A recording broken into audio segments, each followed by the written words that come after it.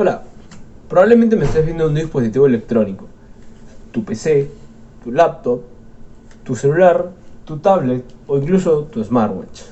Todos estos dispositivos están construidos a base de pequeños componentes integrados y organizados de manera tal que hacen posible un correcto funcionamiento, gracias al flujo de la corriente eléctrica que hay a través de ellos.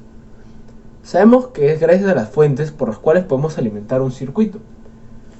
Sin embargo, si le administramos más voltaje de lo que nuestros componentes podrían soportar, estaríamos quemándolos. O, por el contrario, si le suministramos menos voltaje de lo que estos requieren, no llegan a funcionar. Es por ello que entran a tallar las resistencias. Estas, al oponerse al flujo de la corriente, ayudan a proteger a nuestros componentes, entregando un voltaje adecuado para su correcto funcionamiento.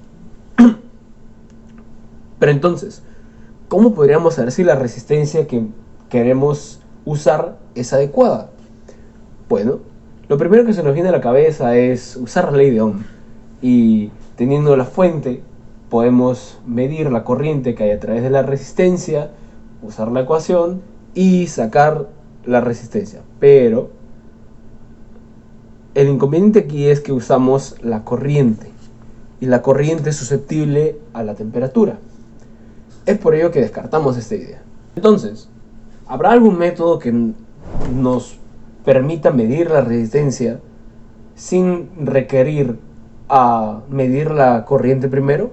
Pues sí, el puente de Wheatstone es el que nos permite hacer esto. Si recordamos cómo eran las balanzas de peces antiguas, podremos hacernos una idea a grandes rasgos de cómo es el funcionamiento del puente de Wheatstone. Pues es similar. La medición de una resistencia es conocida, teniendo como dos resistencias conocidas y una resistencia variable. Pero, ¿cuál es el principio de todo esto? Sabemos que la corriente que pasa a través de un cable es la misma a través de todo él.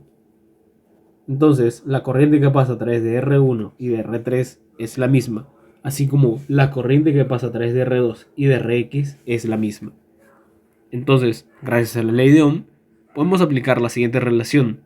Ordenando un poco nuestros parámetros, obtenemos una relación de tensiones igual a una relación entre el ratio de las resistencias de ambas ramas, de la rama A y de la rama B.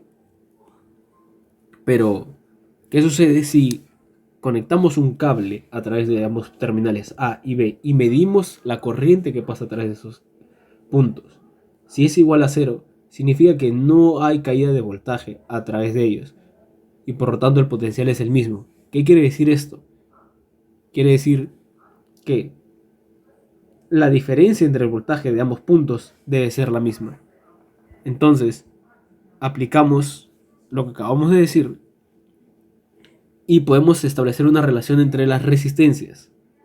Moviendo un poco nuestros parámetros, tenemos esta relación de acá, que es la relación de la ecuación del puente de Wheatstone.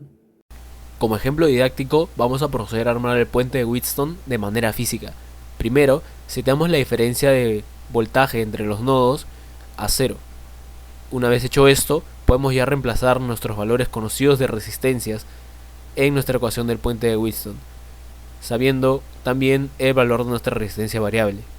Y una vez hecho esto, reemplazarlos para obtener el valor de nuestra resistencia deseada.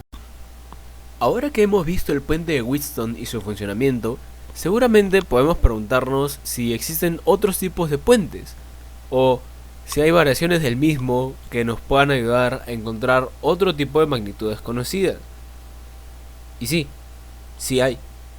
Además del puente de Wheatstone, existen variaciones, como por ejemplo el puente de Wien, usado para medir la capacitancia en términos de la resistencia y la frecuencia.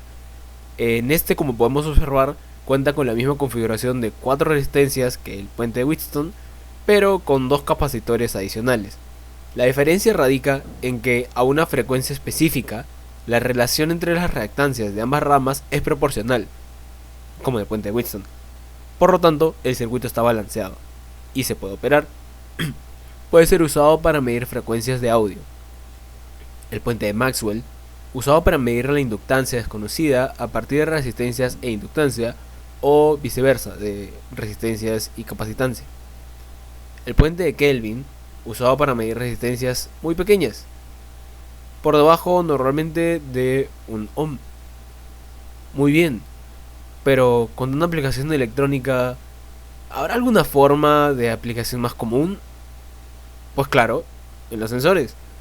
La mayoría de sensores, o al menos los más usados, funcionan mediante variaciones de resistencia interna, los cuales nos hacen buenos candidatos para el uso del puente de Wheatstone. Tal vez sea la primera vez que hayas oído hablar del puente de Wheatstone, y capaz todavía tengas algunas dudas. No te preocupes, puedes repetir el video cuantas veces quieras. Es más, si aún estás interesado en este tema, te recomiendo la siguiente selección de libros, donde puedes abundar aún más en este tema. Ahora que ya hemos visto el principio de funcionamiento, las tecnologías o sus variaciones y los usos, te invito a que puedas armar y probar el puente de Wheatstone por ti mismo, para que tengas una experiencia un poco mejor y veas lo útil que es. Sin nada más que decir, me despido. Muchas gracias por ver este video. Hasta luego.